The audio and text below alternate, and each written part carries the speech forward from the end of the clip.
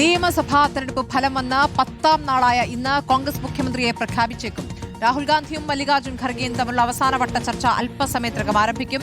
ദീപാദാസ് മുൻഷി ഉച്ചയോടെ തിരുവനന്തപുരത്തെത്തും. അതേസമയം പ്രഖ്യാപനം വൈകുന്നതിൽ കടുത്ത അതൃപ്തിയിലാണ് ഘടകകക്ഷികളും പാർട്ടി പ്രവർത്തകരും. ഇതിനിടെ മുഖ്യമന്ത്രി പ്രഖ്യാപനം വൈകിയതോടെ ലീഗ് വിളിച്ച അടിയന്തര യോഗം തുടങ്ങിയിരിക്കുന്നു.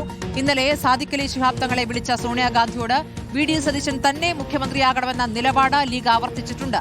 ഇപ്പോൾ വരുന്ന ഏറ്റവും പുതിയ വിവരം വി.ഡി. സതീശനെ കാണാൻ വീട്ടിലെത്തിയിരിക്കുന്നു എറണാകുളം ജില്ലയിലെ നേതാക്കൾ എന്നുള്ളതാണ്. നിയുക്ത കളമശ്ശേരി എം.എൽ.എയും ലീഗ് നേതാവുമായ V. Abdul Gafoor, DCC president Muhammad Shiyas എന്നിവരാണ് ആലുവ ദേശത്തുള്ള അദ്ദേഹത്തിന്റെ വീട്ടിലേക്ക് എത്തിയിരിക്കുന്നത്. ആ ദൃശ്യങ്ങളൊന്ന് കാണാം.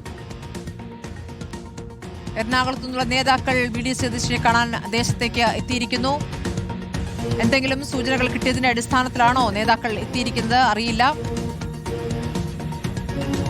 കെ.പി.സി.സി ആസ്ഥാനത്തും നേതാക്കൾ നിരന്നു കഴിഞ്ഞിരിക്കുന്നു. ഇന്ന് പ്രഖ്യാപനം ആ സമയമാണ് അറിയേണ്ടത്. നോബൽ മാരിക്കാരനും ആർ ഒഷിബാലും മുബഷീർ പി അക്ബറും അർജുൻ മട്ടന്നൂരും ആദിൽ പാലോടും സമഗ്രമായ വിവരങ്ങളുമായി ആദ്യം അർജുൻ മട്ടന്നൂരിലേക്കാണ്. അർജുൻ, ഇപ്പോൾ വി.ഡി. സതീശന്റെ എറണാകുളം ദേശത്തുള്ള വീട്ടിലേക്ക് എറണാകുളത്തു നിന്നുള്ള കോൺഗ്രസിന്റെ പ്രധാനപ്പെട്ട നേതാക്കൾ എല്ലാവരും എത്തിക്കഴിഞ്ഞിരിക്കുകയാണോ?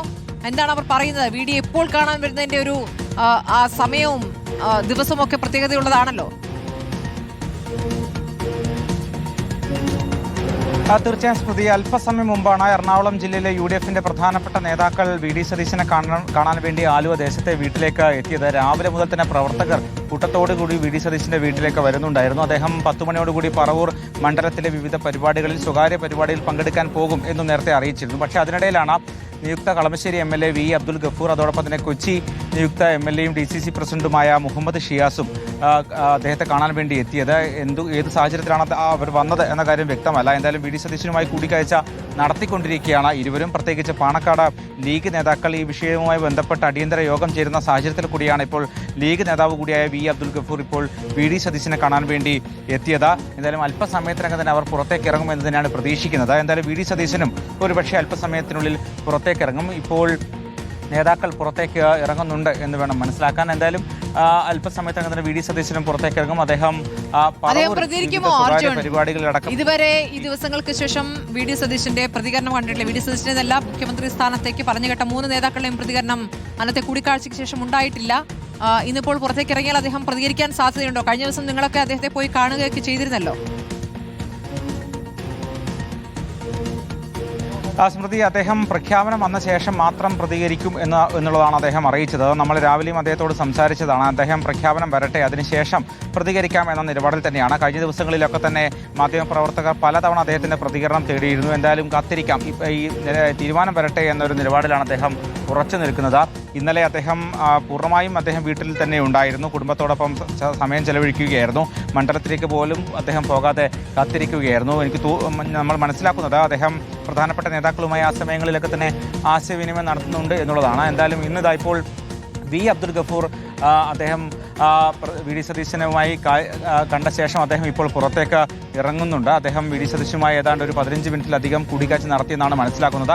അദ്ദേഹം ഇപ്പോൾ പുറത്തേക്ക് ഇറങ്ങുകയാണ്. നമുക്ക് അദ്ദേഹത്തിന്റെ പ്രതികരണമടക്കം തേടുകയും ചെയ്യാം. പ്രത്യേകിച്ച് ലീഗിന്റെ ഒരു പ്രത്യേക യോഗം അവിടെ ചേരുന്ന സാഹചര്യത്തിലാണ് ലീഗ് നേതാവ് കൂടി അദ്ദേഹം ഇങ്ങോട്ടേക്ക് വെറുതെ വന്നതാണ്. അദ്ദേഹത്തെ വെറുതെ ഒന്ന് സന്ദർശിക്കാൻ വേണ്ടി വന്നതാണ്. ഒന്നുമില്ല. സ്മൃതി, അദ്ദേഹം കൂടിക്കാഴ്ചയുമായി ബന്ധപ്പെട്ട കാര്യങ്ങൾ വിശദീകരിക്കാൻ വേണ്ടി അദ്ദേഹം തയ്യാറായിട്ടില്ല. അദ്ദേഹം പറയുന്നത് വെറുതെ വന്നതാണ്, വി.ഡി. സതീശനെ കാണാൻ വേണ്ടി വന്നതാണ് എന്ന് മാത്രമാണ് അദ്ദേഹം പറയുന്നത്. മറ്റേ ഒന്നും തന്നെ അദ്ദേഹം വിട്ടുപറയുന്നില്ല. എന്തായാലും ഇപ്പോൾ ഡി.സി.സി പ്രസിഡന്റും കൊച്ചിയിലെ നിയുക്ത എം.എൽ.എയുമായ മുഹമ്മദ് ഷിയാസ് അടക്കമുള്ളവർ ഇപ്പോൾ അകത്തുണ്ട്.